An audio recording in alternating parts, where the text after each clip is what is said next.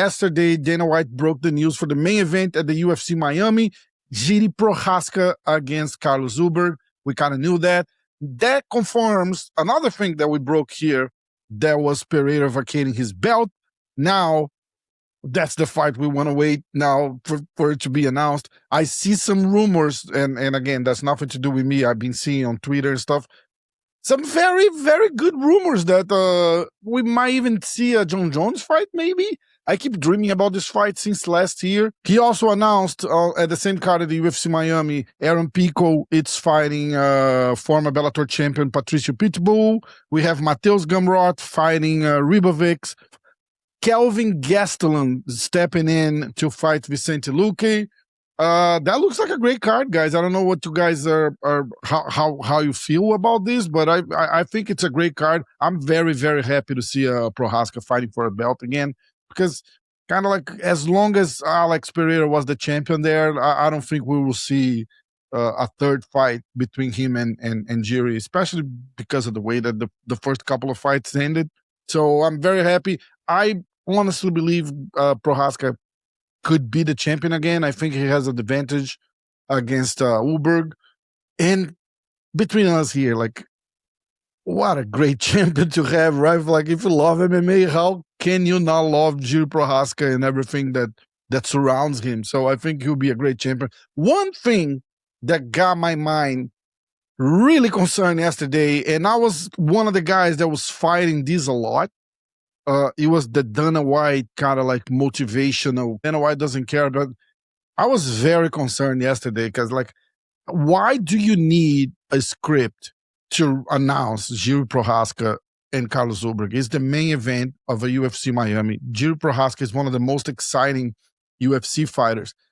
I didn't like it, you know, like he was like reading it off, and it's like, hey, Dana, let's go. Time to announce the UFC. And he sits down. He doesn't even know what he's announcing. It looks so weird. I'm still advocate for Dana White, you know, like I think this guy is amazing and he's incredible. But I'm gonna have to agree that the focus has changed a little bit. You know, I like I like the Instagram announcements. Don't get me wrong. What else can you do? You know, like, can you bring like a big commercial? It kind of makes no sense. Well, I think the recipe there is perfect. They announce it in the morning. Hey, Dana White's making an announcement tonight. Everyone stays around the phone all day. Like, you're telling me there's no hype on this? There is a lot of hype on this.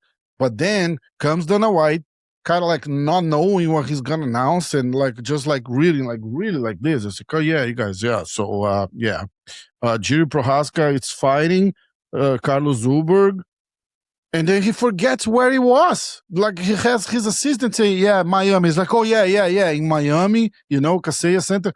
I was like, come on, dude, you can put a little extra effort on this. This is your fucking baby. Just do it right. It was just mind-boggling, you know. And then he goes like, oh yeah, this is gonna be a great fight. This fight is gonna be a killer. It's like he's not convincing anyone at this point. He's not. I was very, very not upset, but I was kind of sad to see that happened. You know, why would you have to read a script to announce a fight of this magnitude? I get it with all the Zuffa box going on and everything like that, but I hope he either shift his focus back to the product or maybe get someone who cares more. Like, if he's still invested in the backstage meetings on the business side of things, just step out, you know, I think it's going to hurt less than showing up, like, not caring about it, you know, like, let someone who cares hire someone. I don't give a fuck. I don't know. But just do better, you know. Like, I think we deserve better too. We've been sticking around for this long, and we care a lot. So just like, come on, just show some love too, you know. That's about it. Just to wrap it up, we have a couple more fights that are probably in the verge of being announced. One of them is Carlos Prates and Jack Della Maddalena. This fight is about to be announced. I posted this, I don't know, like 2 weeks ago. I even ended up getting a call from Carlos Prates' manager, like, hey, man, just so you know. I was like, hey, I get it. But look, Carlos Prates, Jack Della Maddalena, it's about to be announced. There was this little deviation there with this whole Conor McGregor. And it was not a rumor, okay? This Conor McGregor thing, we was really on the table, and apparently Conor said no. We kind of knew that, but we had to announce because it was a fight, I think, right? Like, but Conor is not stupid. I from the beginning, I actually spoke to Carlos, and Carlos had a video on his Instagram kind of saying the same thing. When I called him, he was like, hey, I don't think Conor is going to take this fight. I was like, yeah, I'll have to agree with you because come on, dude. It's like today's Conor McGregor will not have a win against any ranked UFC fighter, maybe not even unranked UFC fighter. They got to bring a guy that can really be at the same level as McGregor is right now. Like McGregor is not an athlete anymore. So he was a great fighter, not anymore. He's just gonna show up. That's why I was so kind of invested when they talked about the Masvidal rumors. Remember, Masvidal had an interview. Said, that's a great fight because Masvidal is not an athlete anymore either. So that will be a great match. Now you have Nate Diaz chiming in. Look, it has to be one of these guys. Like you want to have Conor McGregor back, Nate Diaz or Masvidal. That's a perfect opponent for him. Like maybe even Nate Diaz I like better. He can fight. Nate Diaz is not going to fight back because he's slow as fuck.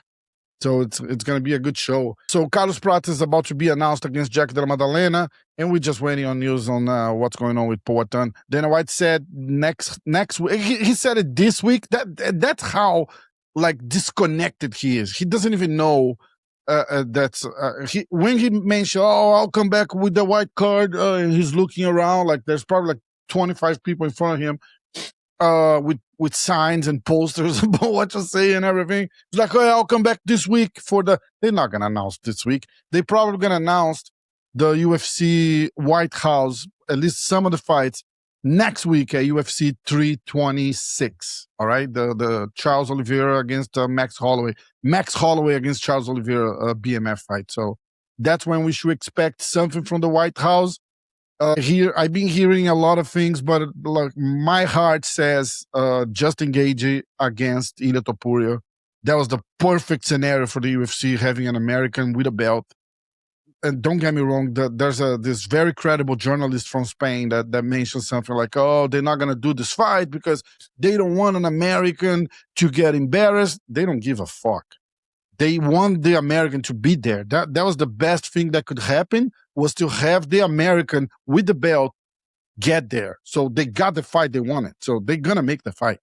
Ilia Topuria, Justin Gage, they're going to unify the lightweight title for the UFC. I think it's not going to be a good night for Justin Gage, but there's always a chance, or even a smallest tiny chance, but there's always a chance. So that's what we should see for the UFC White House.